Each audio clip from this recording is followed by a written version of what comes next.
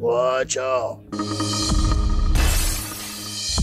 Mimi niliamini kwa akili yako timamu kila kinachoendelea kwa binti yangu ungekuja kunifahamisha, lakini kakuona uko kimya, sijui ulikuwa na maana gani. Sasa nataka uniambie binti yangu yuko wapi? Mama, mwanao yuko sehemu salama na wala hana tatizo lolote lile, na kama kungelikuwa na tatizo basi mimi ningekwambia, ila kwa sasa nimempeleka Kisakoni kwa ajili ya uangalizi maalum. Chiwawa, cha kwanza kabisa lazima nikupe hongera. Unajiamini naposema umwogope binadamu yoyote yule, labda ni Mwenyezi Mungu peke yake.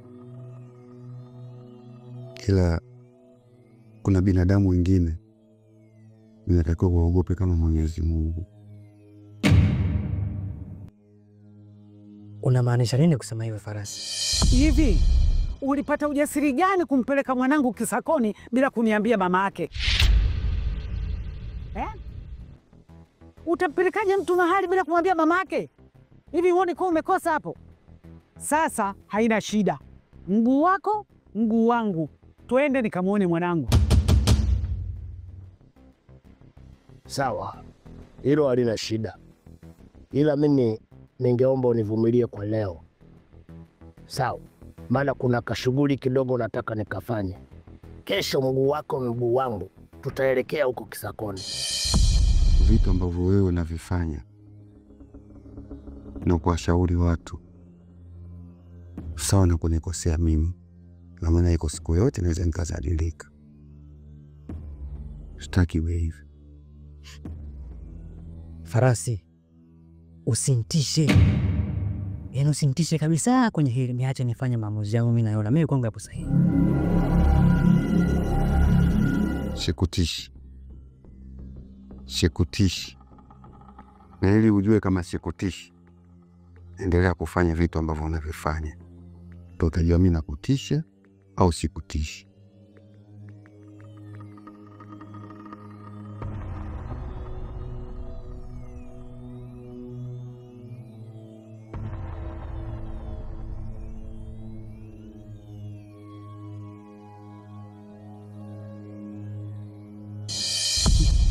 Hapa nilipo tumbo langu linaniuma. Mtoto alinipa shida sana yule kwenye uzazi. Sasa unaponiambia kesho, mimi sikuelewi. Hapa tunatoka mguu mmoja mguu mwingine tunaenda. Alafu kuhusu pesa, ni pesa nayo, tatizo nini? Mama, shida sio hela. Hiyo kazi nalitakiwa niifanye leo. Ndio maana nakuomba kwa hisani yako, leo tuache ipite, kesho tutaelekea huko.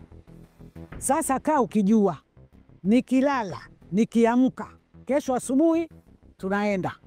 Na usije ukanizingua. Ukinizingua, tutazinguana.